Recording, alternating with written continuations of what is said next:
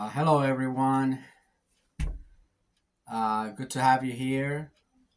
Um, I would like to speak about something that's been on my mind. Um,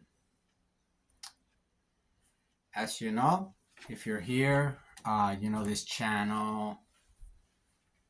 What I talk about centers around keeping our children safe. And how do we do that? Um, well, one one important way how we can do that. I believe one effective way we can do that is to empower our children, right? Give them the tools that they need to help themselves, help us, help them. Um, so, this is for any type of abuse that they suffer, any victimization that they're exposed to. Um, at this moment, um, I would like to focus on sexual abuse. Um, the reason why I'm focusing on this type of abuse is because it is the most hidden type of abuse. And the reason why is the most hidden, the most secretive, and also the type of abuse that carries the most shame.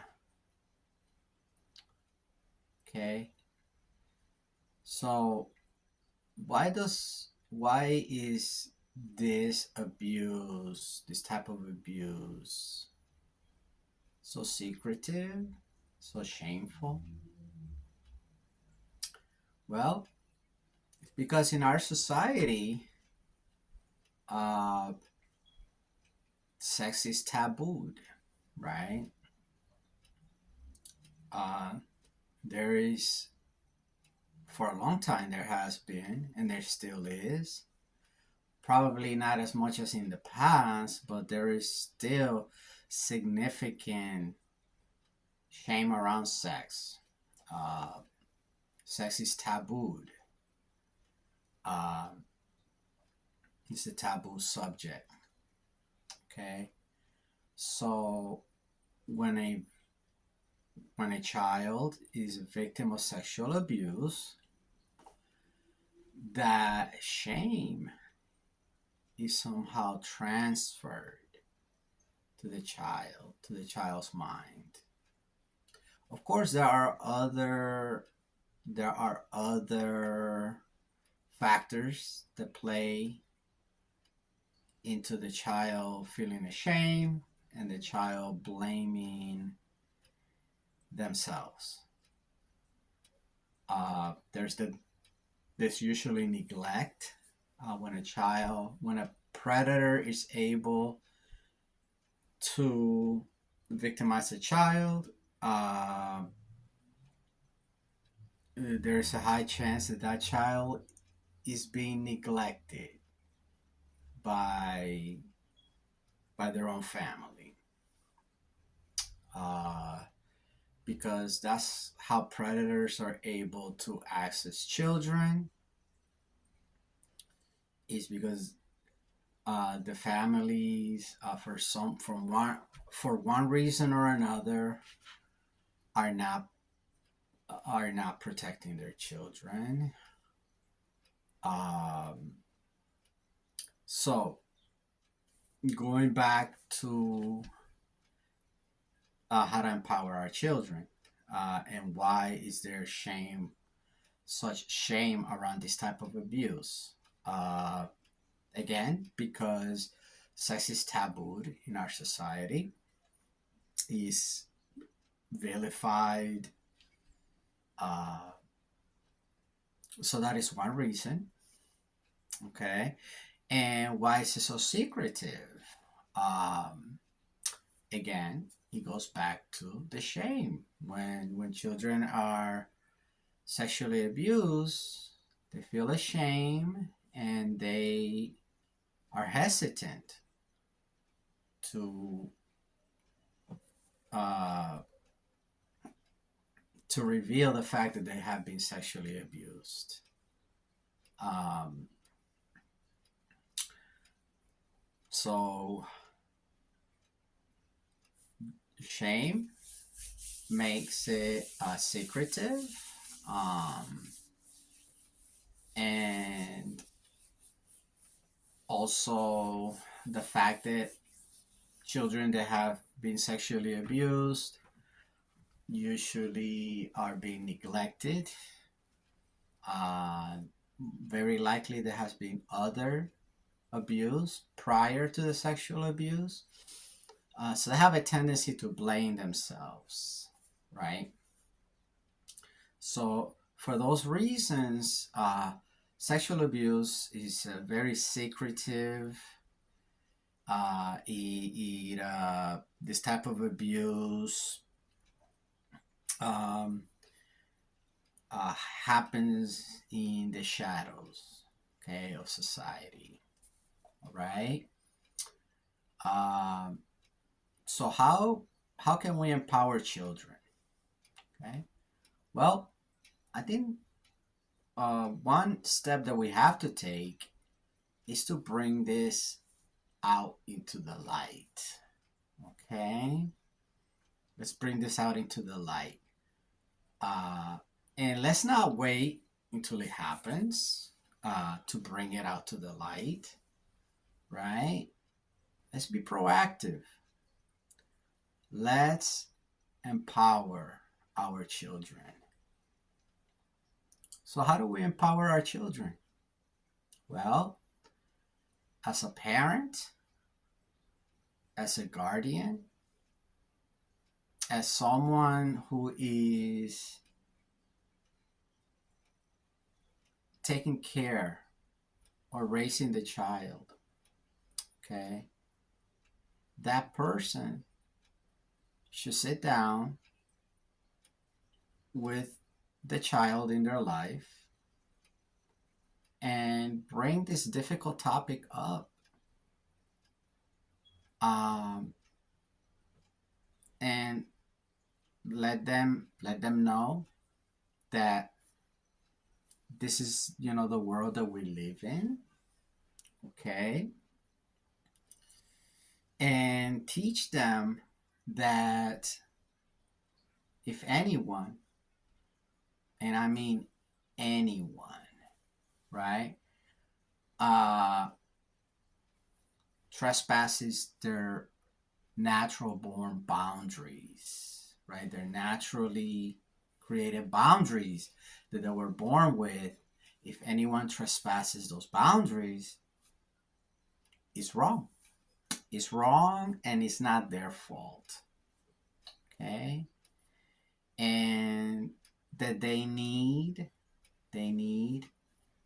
uh to go to an adult that they trust. And hopefully there is an adult that they trust, and share what they have experienced. Okay.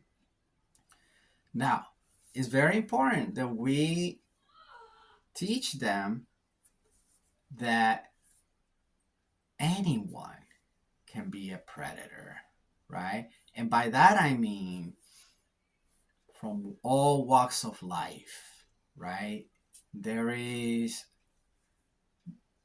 there is no walk of life, no profession, no no type of person, no family member, or no profession, or no walk of life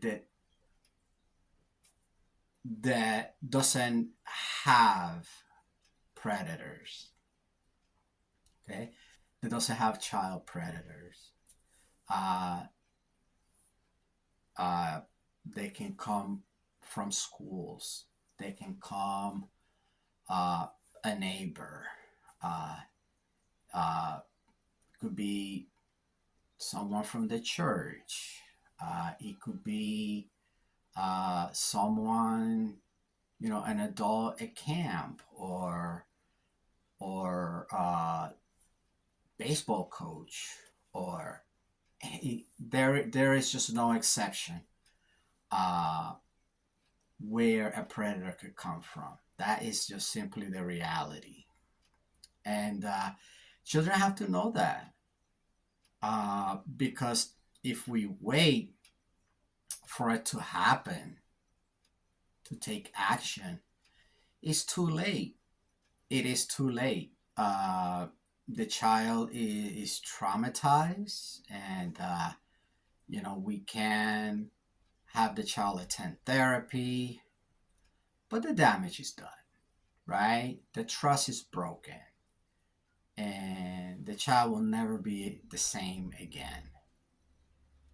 So it's very important that we are proactive, right? That we take preventative measures to bring this subject to the light and let children know the truth.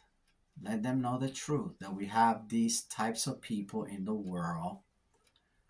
And if they are aware of this type of people, it's not pretty, it's unsettling. But if they know, then they are better protected. Okay? So when we share that knowledge with them, we better protect them. And okay, so let's bring it to the light. Let's let them know, because this type of abuse, sexual abuse, thrives in silence. It thrives in the shame. It thrives in the darkness. Okay? And yes, we have the laws, and that's great that we have the laws out there, but the laws catch what already has happened, right? And of course, let's catch it, right? Let's hold these predators accountable. Yes, let's do that. Okay? But we could do better. We could do better to prevent it in the first place. Okay? So, we should be contacting our schools, first of all, right? Among other things, we should be contacting our schools and urging them to educate children and let them know that the dangers are everywhere. Okay? I know many parents might want to think, I don't want to scare my child. I don't want to I don't want my child to live in fear. But what is the alternative? Okay, children are very resilient, by the way. They What we think might harm them actually empowers them. Okay? If we think this knowledge is going to harm them, I believe it's going to empower them. Okay? It's going to protect them. And that's I think the greatest weapon we could give our children to protect, empower themselves. And also, part of that is the communication that we have with them. Okay?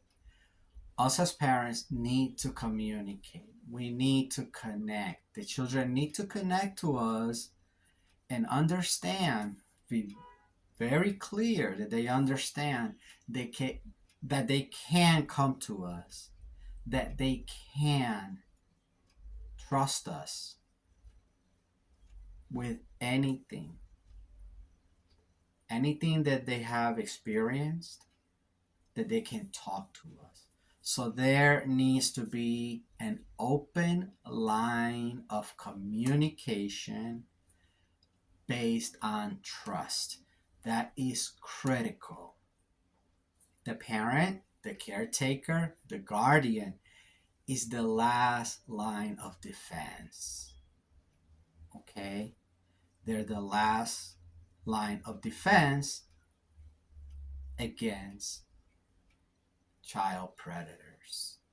Okay, so it's very, very important.